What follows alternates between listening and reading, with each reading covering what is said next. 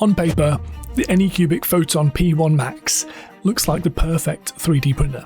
Massive build volume, insane resolution, premium everything.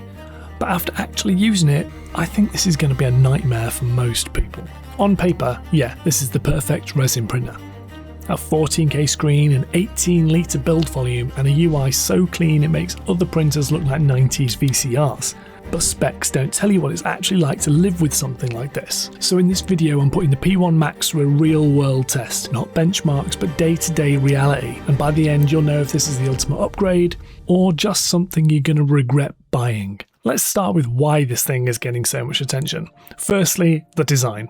With this generation of printers, Anycubic has absolutely nailed it. And this printer is basically a scaled up P1. And that is a very good thing.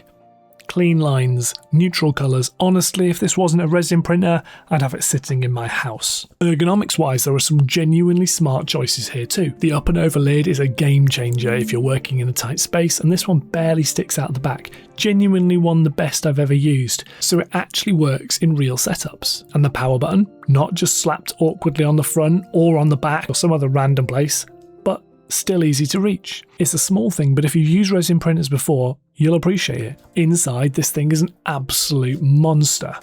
You've got 14-inch 12K screen with XY precision of 24.8 microns. For a printer this size, that's seriously sharp. The build volume comes in at 18.3 litres, which is nearly 4 litres bigger than the M7 Max, and about triple the size of a standard P1. This thing is built for big prints. Then there's a new Light Turbo 4.0 system, which is paired with a new Fresnel lens. Anycubic are claiming 92% light uniformity across the entire screen, and if that's true, and I will test that properly later in the video, it means prints on the edges should look just as good as in the centre, and again, on a printer this size, that claim matters a lot. And then there's the resin vat, and this thing is massive. It's a heated vat, similar idea to the P1. And to be fair, it's really well designed. Nice and clean, no awkward corners, nowhere to resin to pool, and the pour spout is actually decent too. It holds nearly 2 litres of resin, or about 0.6 bald eagles for my American friends. Now, just like the P1, it's got a built-in drain catch, so you can rest the build plate in the vat and let everything drip off before moving it. Sounds like a small thing. In reality, it saves you a lot of mess. But also, like the P1, you can't fully close the lid when it's draining, which means you're exposing your resin to ambient UV. So yeah, great idea, slightly questionable execution maybe? So on paper this thing looks incredible, it's well thought out, well engineered, and if it wasn't for the plate, it would probably be the perfect 3D printer. But before you go and rush out and buy one, this is where things get heavy, literally. The Z-axis uses C7 ball screws on dual linear rails, and it needs to, because this build plate is an absolute unit made of solid stainless steel. Add in a huge print, 1.5 litres of resin, and suction forces trying to pull it back into the vat, and you're asking a lot from that motor. And look, I get the appeal of having a bigger printer, but living with it is a whole new story. Cleanup becomes a workout, resin costs go up, everything gets more awkward. At some point, you have to ask yourself, do I really need a bigger print volume? Or is this just big printer envy? Let me show you what I mean. To really push the screen, I printed a 1:5 scale zombie from Print of the Dead. And to be fair, this is incredible. This is the kind of model you can't just do on a smaller machine without cutting it up. And yes, I did manage to print it in one piece. But a big model mean big supports. Big supports mean more resin wasted. More resin equals more cost and more cleanup. This print took over 22 hours. Then you've got to drain it, flip the plate around because it doesn't fit, catch all the drips, scrape it off, remove the supports, and because it's so big, you need bigger everything. Bigger trays, more space, and more importantly, bigger wash and cure setups.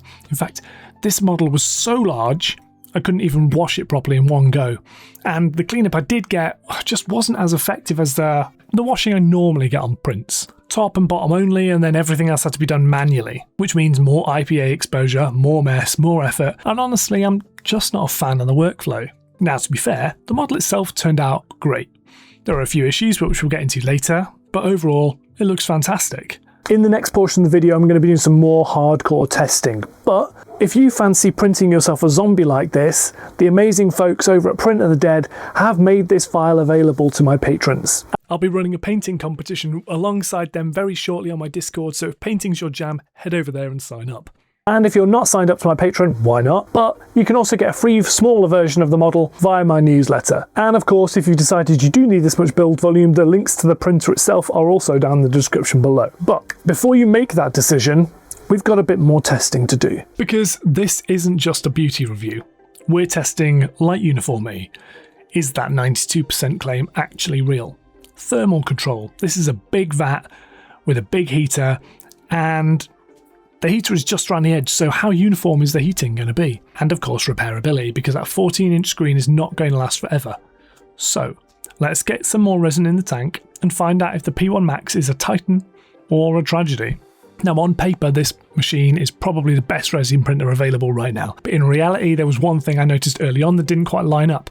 We're going to come back to that at the end of the video. Obviously the starting point was to calibrate it, and the calibration workflow itself is the same as on the P1, tucked away inside the help menu inside Photon Studio.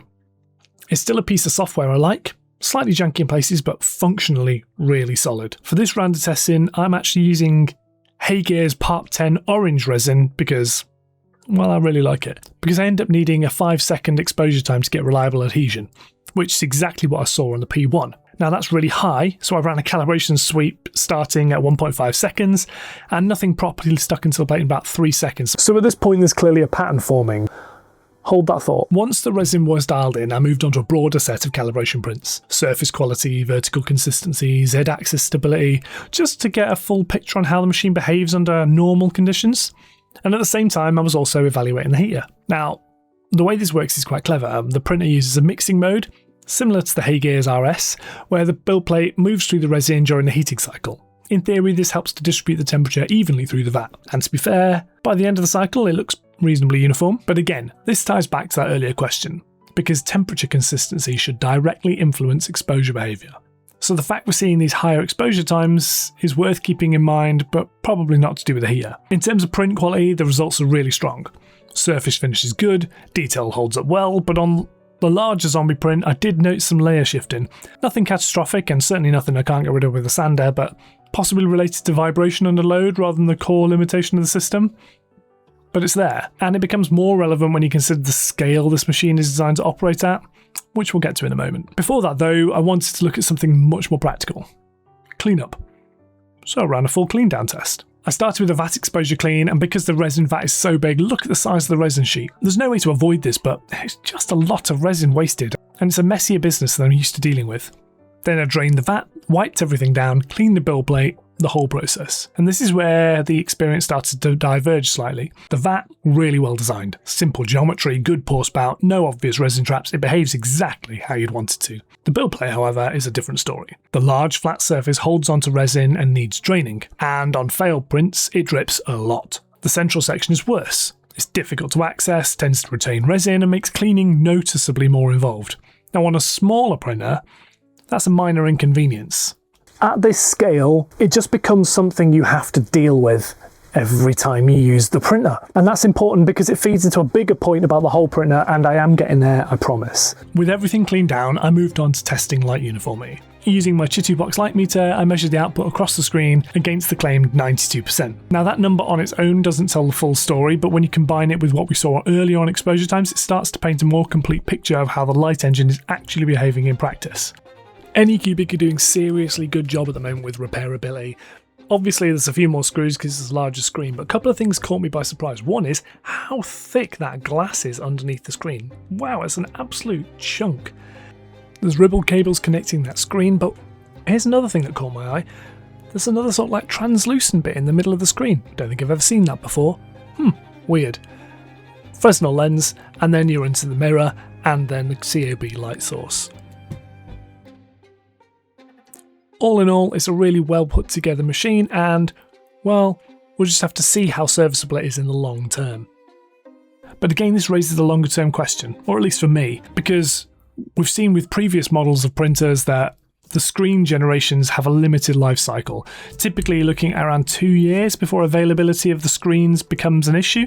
So while everything looks good now, the real test will be how easy this machine is to maintain in the future. So with all the testing done, we can start to connect the dots, because technically this is a very capable system. The mechanical design is sound, the software underpinning it is great, all the hardware is excellent. The light engine, while not perfect, gives great results, but all of those individual factors compile into one sort of like overarching theme, which is that the scale of the printer changes the user experience quite dramatically, actually. Not just in terms of what you can print, you've obviously got more options, but in terms of how you print, how you interact with machines, and how the machine behaves when things don't exactly go to plan. Heavier components, higher exposure times and therefore slower print times, increased load on the printer, more involved cleanup. None of these are issues in isolation, but together they sort of merge and really define what it's like to live with this printer. So the real question here isn't whether the P1 Max performs well. It does. The question is whether its advantages outweigh those trade-offs for your specific use case. If you need large single-piece prints or huge print runs of smaller miniatures, then those compromises start to make sense, and this becomes a very compelling tool indeed. If you don't, then many of the challenges we've just worked through become much, much harder to justify. So for me, that's where this lands. Not as a general recommendation, but as a machine that makes a lot of sense in the right context, and considerably less in the wrong one. My view is that for the majority of people, you don't want this printer. You want a 10-inch printer. And if you've not made a decision about which 10-inch printer you want, then I'll leave my full 3-way comparison of the best 10-inch resin printers on screen right now, so you can go and watch that and see how they compare in practice. And as ever, if you've made it through to this part of the video, thank you so much for watching. And I'll close out by saying a huge thank you to everybody who does that, chats to me on Discord, or best of all, supports me on Patreon. You are all absolute legends, and you know who you are. Another massive thank you to the folks over at Print of the Dead for not only supplying the model, but also partnering with me to do the competition from next month. Don't forget to sign up, go and support them, and show them some love. So I'll just say that I'm James. This is RisingApe Minis, and I'll see you next time.